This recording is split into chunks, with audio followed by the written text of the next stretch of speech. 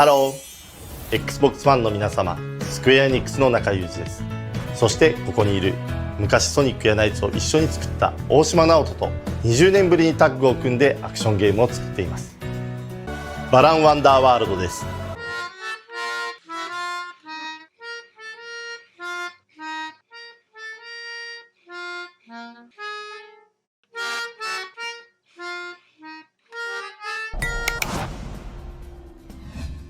Hey everyone, Joey here with a quick news update, or rather a PSA, as the final boss of Balan Wonderworld might just give you seizures if you are prone to them.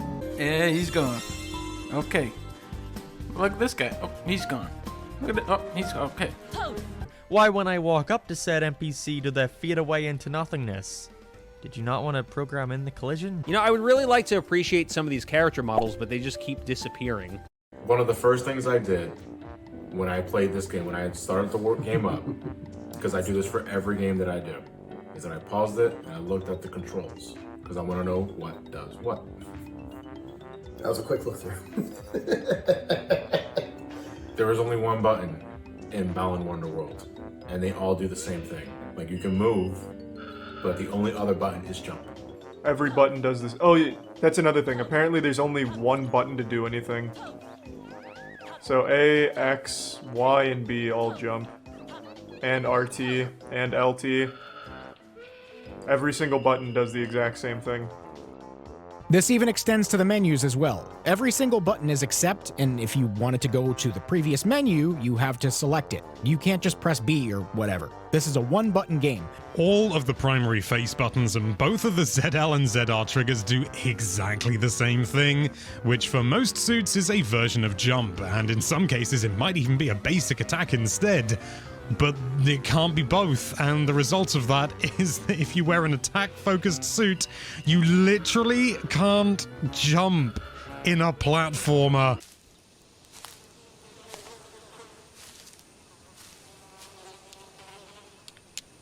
That is one big pile of shit.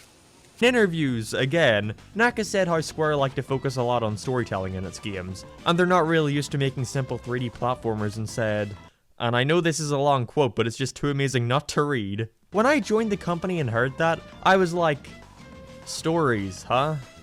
To be honest, I'm not really the type of developer who focuses on a game script. I always emphasize how the game feels and the action, while the story may be a bit weak. I wasn't very good with stories.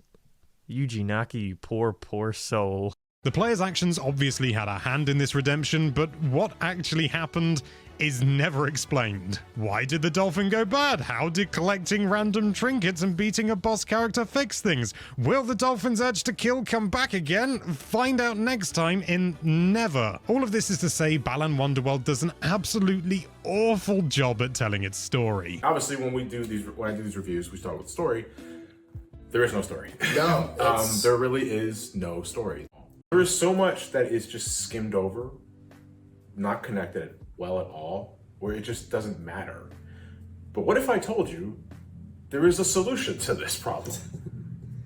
There was a novel release for this game. Really? Yeah. I did not know that. A novel tie-in that came out the same day this game was released. And what has to be a first, Balan Wonderworld's entire narrative was located in a book they didn't advertise. Yeah, y'all know I'm not one to half-ass stuff, so I bought and read the entire thing. Balan Wonderworld, Maestro of Mystery, Theater of Wonders. Maestro of Mystery not only provides context for the game, it is also the entirety of the characterization, personalities, motives, likes, wants, dislikes, for every single one of these dancing, personalityless husks that Wonderworld throws at you. It's the farmer. What is happening?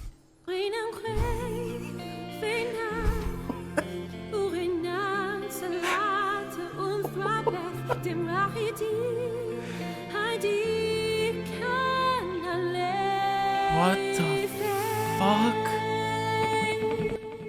No.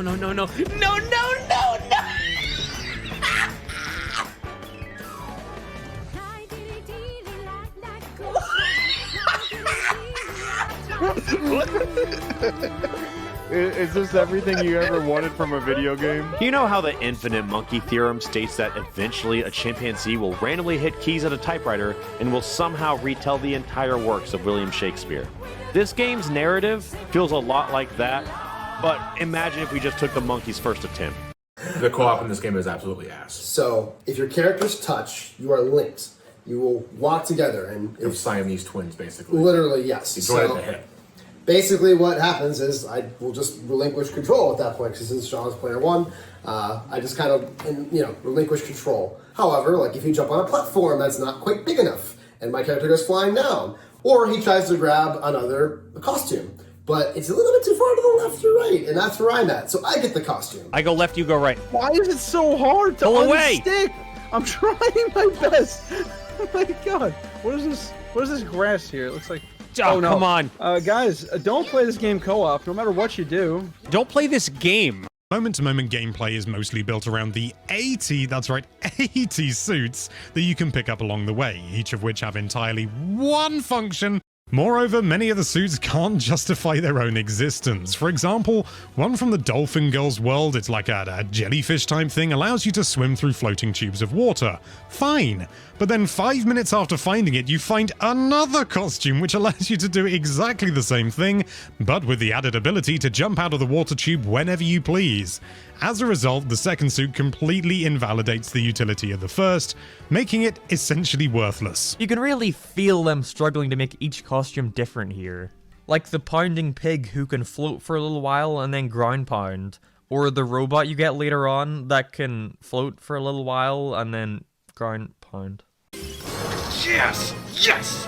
Lovely lantern! Oh, here we go. I now have the power to make this area slightly brighter. This will transform me into a box when it feels like it.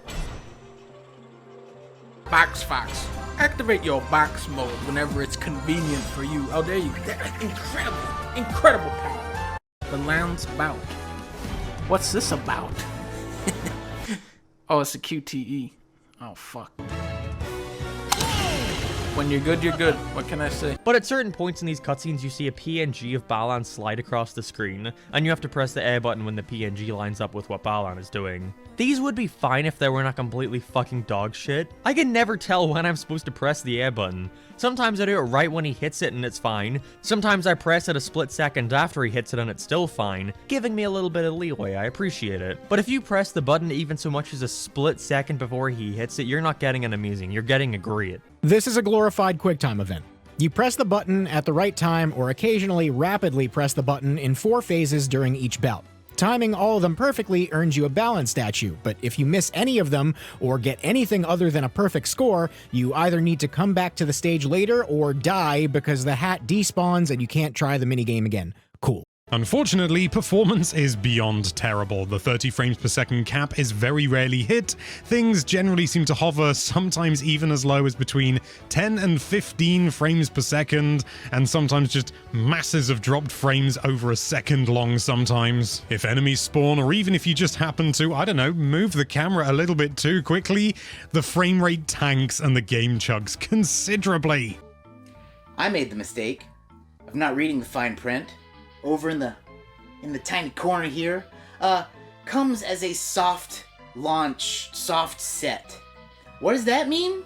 Woohoo! Yep, that's what that means. No cool collector's edition box, no like something awesome to display. I get the game, that'll go on the shelf. The soundtrack, I'm honestly excited about this, I'm not gonna lie.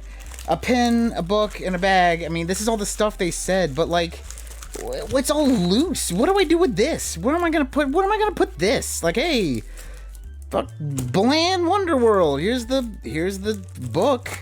I mean, this sucks. Like, this sucks ass. This is sucky. You didn't say the magic word. Please! God damn it! Hate this hacker crap. You don't take $60 from people and then give them this in return. This game costs $60. It's a fucking $60 game. We're gonna get into the fact that this game is $60 fucking dollars. This isn't worth $60, and I hate myself for supporting it monetarily.